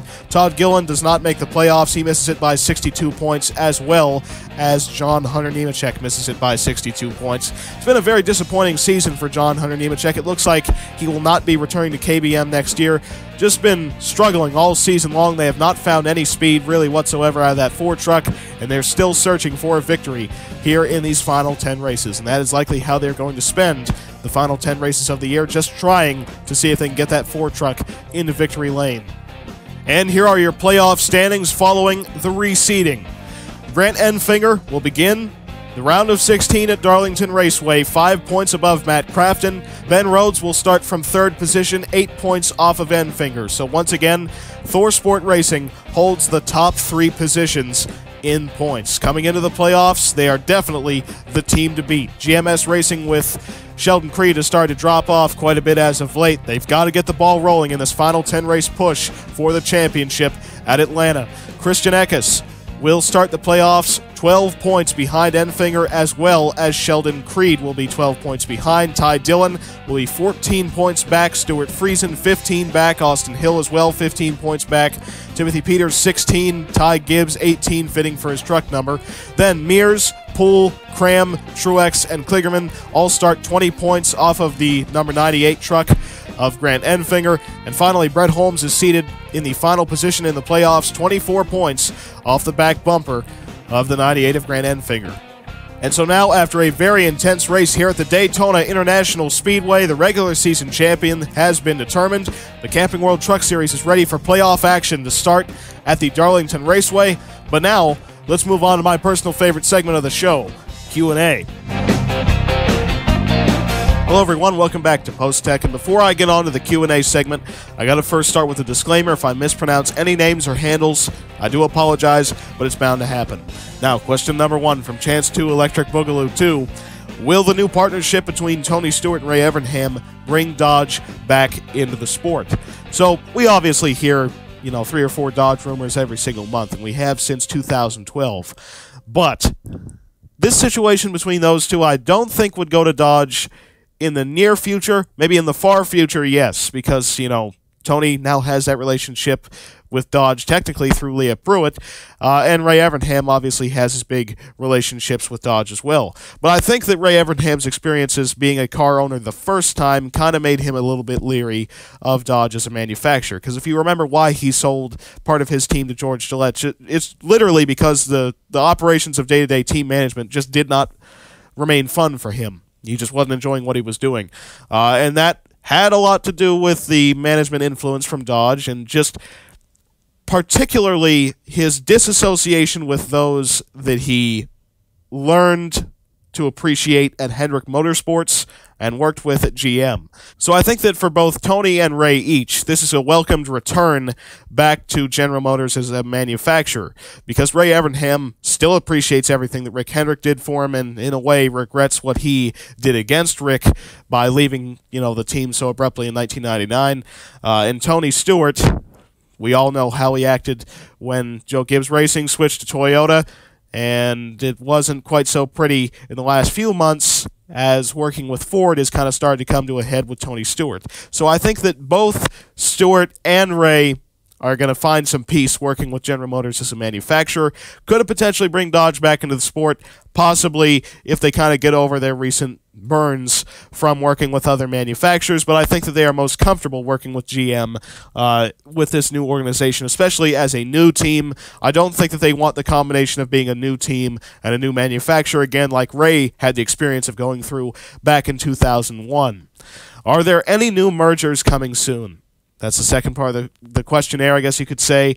And the answer is, keep your eyes on Tommy Baldwin and Dale Earnhardt Jr. I've been hearing there's been a bit of wheeling and dealing going on between those two, potentially funding Bilicki's career and maybe a certain Barry. So there might be some things coming out of that, some announcements within the next few months between Baldwin and Earnhardt Jr. As you know, they've been working together this season, Earnhardt as a sponsor and slight equipment provider for the chassis of Tommy Baldwin Racing. So you could potentially see some type of merger activity going on there to get JRM up to the Cup level. That's at least been the rumor as of recent. Now, question number 2 from Switchblade. Will TJ Bell get any offers to drive full-time in the NASCAR Camping World Truck Series in 2022 following their win at Myrtle Beach Speedway? I can almost guarantee you that TJ Bell will likely get a full-time deal, most likely from Nice Motorsports next season, because it's starting to look like they might let Will Rogers go at the end of the year, let Rogers explore some different opportunities. He's been getting some offers from Xfinity Series teams as well, some interest from names such as Sam Hunt.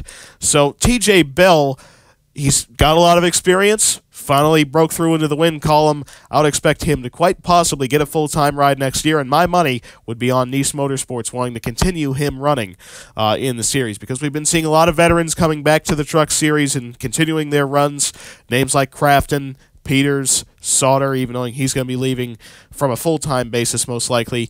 You have names such as Almirola, Ty Dillon. You know, there's a lot of experience in the Truck Series as it is, but I think that the addition of TJ Bell will just be one more experienced driver to add something to the NASCAR Camping World Truck Series. And I think that Nice Motorsports wants him, going off of his very convincing win, actually, at Myrtle Beach, won all 3 stages. Even knowing that you could argue a lot of luck went into that, and yes, it did. There's a bit of a wreckfest at that racetrack. TJ was, for the most part, lucky enough to keep his truck out front, but some good pit strategy went into it, and TJ Bell finally got that victory after 19 years of trying. So I think that personally TJ Bell will be a full-time competitor in the Truck Series next season for Nice Motorsports. He just needs some help from sponsors. So most likely Plan B Sales and companies such as that are going to step up to field TJ full-time in what will likely be the 45 truck next season. Next question from Closed Captions Available following the news of the Stewart-Haas split-up. Have you heard any rumors about tensions between Kyle Larson and David Gilliland at LGR? Not between the Larson and Gilliland aspect of things. I think those two kind of get each other and what their goals with this organization are. However, the Johnny Gray side of things has been a little bit on the frustrated side. As you know, that team has kind of struggled in their lower divisions as of late, and it's kind of directly affecting both Taylor and Tanner Gray's careers at the moment. So there is a little bit of frustration from that side of the organization. So if one particular member would probably split off, it'd probably be Johnny Gray, because of the recent disappointments that Tanner in particular has undergone, missing Daytona most recently as well. They've missed a lot of races this season, primarily due to the struggles that the Ford body has had this season, the F-150. That will be changing starting at Darlington with the final 10 races. However, it's still been a massive struggle on the season, and there have been some rumors popping up now and then about Johnny Gray wanting to move on from the team, going back to just a Larson-Gilliland situation. We have to see how that situation evolves, but there have been tensions between that side of the organization. Larson and Gilliland, though, I expect those two to be continuing their efforts together next season. Now, question number 4, also from Chance to Electric Boogaloo 2, is NASCAR close to moving the Clash exhibition race to Los Angeles at a purpose-built short track inside the 77,500-seat Los Angeles Memorial Coliseum. That's been a big rumor as of late. I don't know exactly how true it might be. I think that for a race such as the Clash, a race for pole winners, NASCAR would want it to be at a track that is difficult to qualify at, but then again, look at our history. We run at Daytona. That track's flat foot on the bottom of the racetrack. Then we run at the road course last year. Well, that track's difficult to qualify at, but at the same time, kind of turns into a super speedway race because you need a car with a good engine. Yeah, and you also need a car with good aerodynamics because of how long the straightaways are at Daytona, even on the road course. So it hasn't exactly been the most difficult track to qualify at. I think most drivers would tell you that that's Darlington or Charlotte, depending on temperature differences. So, when you really think about it, it'd be a new market for NASCAR to test, trying to run inside a stadium. And really, when you think about it, how many stadiums are there across this country? There's a lot of them. And it's a really good opportunity for new markets to try and bring NASCAR racing in. Because if you look at where we primarily race, it takes a lot of effort and a lot of money to put up a permanent racing circuit. So if we could race inside football stadiums anywhere, that's pretty much every major city could get a NASCAR race. So I think that's a very good opportunity for NASCAR to try to explore in the future. So the Busch Clash would be a good way of exploring that concept, I truly believe. I haven't heard too much in the room of confirming it, but I think that NASCAR is at least interested in trying to schedule a race inside a Coliseum. Los Angeles Memorial Coliseum appears to be the one that is most intrigued in actually trying to go ahead and do it. Now, question number 5 from Switchblade. There are reports that Monza is considering renovations to the oval circuit for racing purposes. If this does happen, could NASCAR run an exhibition race there in the future? I think that option really is on the table. NASCAR's mentioned this before. They really do get international race offers almost yearly. The only problem is they're only one-year deals that they promise. NASCAR likes to get 3 or so year deals for their racetracks. They don't like just a one-time offering because there's no financial security in that to even know if they could get a return on investment. And primarily, with a racetrack deal, it takes more than one race to make any of that money back. For just setting up the first race to begin with. So I think that if Monza could offer up a 3-year deal or something like that, maybe run a post-race exhibition race, well, maybe not post because it'd be probably cold in Italy by then, but sometime in the season exhibition event, I think that NASCAR would be willing to do it. We've done exhibition races before in Australia and in Japan, so I don't know why we wouldn't exactly go after it in Italy at Monza, especially considering that's a super speedway if they actually fix the oval circuit that's been kind of dilapidated since, the late 60s at this point. But I think that is a very good possibility that within the next 10 years or so, we could run a exhibition race at Monza on the oval circuit. If they really do put up the money to try and fix that place up and maybe potentially get the bank a little bit more consistent, because even though it was the 60s, if you watch film of Formula One cars go over the spaces in the banking, it looks like it's such a rough ride that maybe a cup car in the modern day with how we coil bind these things couldn't exactly take it. And also things like track bar mounts might not be able to hold up over the course of a whole event at Monza with the way it currently is. But with modern construction technology, I'm sure that they can fix that place up rather nicely. And if they can offer up like a 3-year deal or so to NASCAR, I can pretty much guarantee you that they would take up the offer at first glance, really, to get a new market in the NASCAR Cup Series, because that's what NASCAR's been focusing on, is new markets everywhere. Well, we have not run an international race at the Cup level since 1998, so I'd say it's about time for us to bust into that market in the foreseeable future. From closed captions available, we have question number 6. Was NASCAR satisfied with the racing at the Sunoco 160? Do you think it is safe to say it'll be back next year? Yes, I do think they'll be back next year. NASCAR was very satisfied with the product. Street circuit racing practically on a super speedway dirt track, something that you really couldn't imagine anywhere else. But more importantly, the city of Daytona was satisfied on it. As I mentioned earlier, you typically need a multi-year deal to make money off of an inaugural event. That's how long you have to work at it to make your money back for the first running. In this case, the city of Daytona made money the first time out because fans just wanted to see what racing at the modern beach circuit looked like. And given the fact that there's so many buildings surrounding it, so many opportunities for fan enjoyment, it was a big showing. And I think that both parties, both NASCAR and the city of Daytona, were satisfied with the product. But you also have to think to yourself, them running it in the Truck Series, is that a test for something bigger next year? We've been hearing the rumors of potentially getting the Cup Series back there next season. We don't know if that's exactly truth as of yet, but we've been hearing that rumor an awful lot.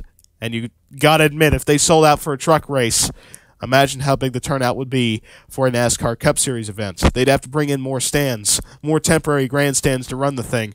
So there's a bright future for the Sunoco 160 at the very least, or at least running at the Daytona Beach and Road Course, because it was such a not only different but fan enjoyable event that I think that we're going to be seeing that style of racing back for the foreseeable future. If you look at the way the racing product was, it was tandem super speedway racing down the 2-mile straightaways, dirt track racing in the corners. You have the different ends of the speedways coming into different exits. You go from asphalt to sand, then sand to asphalt, and that changes your entry and exit. So I think that how unique the racetrack is, the fact that it's a street circuit, it's in the hometown of NASCAR, and it produced one of the best races of the Truck Series season. I think we are certainly going to be back for most likely a multi-year deal. The only problem, obviously, is you have to contend with Mother Nature. You have to deal with high tide. You also have to deal with city ordinances. But at the same time, I think that all the parties involved with it were satisfied with what they saw at Daytona Beach. And I'm fairly confident it is going to be returning in a big way next season. Now, the second part of the question, have there been any rumors about Truck Series drivers retiring, specifically Matt Crafton and Timothy Peters? I think in those instances, I don't exactly expect either of those two drivers retiring. I think Matt Crafton is still chasing after beating Ron Hornaday's record of 4 championships. I think that's what keeps Matt going. And Timothy Peters wants to win that first championship. He's come so close so many times. Now he's with Nemco Motorsports, and just like how he was with Red Horse, taking Red Horse from nothing to something, he's taking Nemco from pretty much nothing following John Hunter Nemechek to now outrunning John Hunter Nemechek, who's at KBM. So I don't expect either of those two retiring anytime soon. When it comes to reducing schedule, it looks like Johnny Sauter is kind of in the position that he will not be running full-time next season. So you could argue that being semi-retirement, kind of like Mark Martin was in 2007. That's what I expect out of Johnny Sauter. Probably quite a few races next season, but not a full-time deal, unless he can nail that deal with the second Nemco truck. That's really the only one that's going to be open to a driver such as him.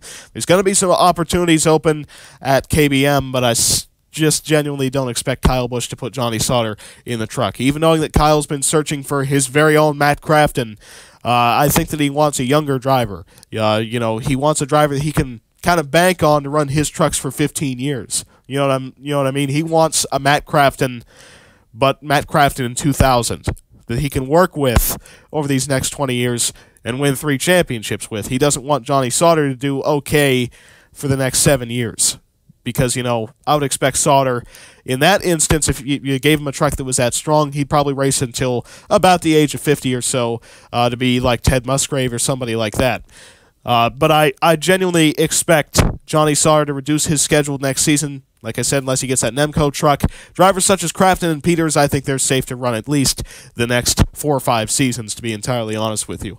Because if you look at what Ron Hornaday was able to achieve all the way up to almost age 60, I think that he kind of set the precedent for Truck Series drivers being able to be competitive well into their career, to put it simply. Greg Biffle's also looking at a return in some capacity next season, whether that be Truck Series or even Cup racing with how well he's impressed Gaunt Brothers.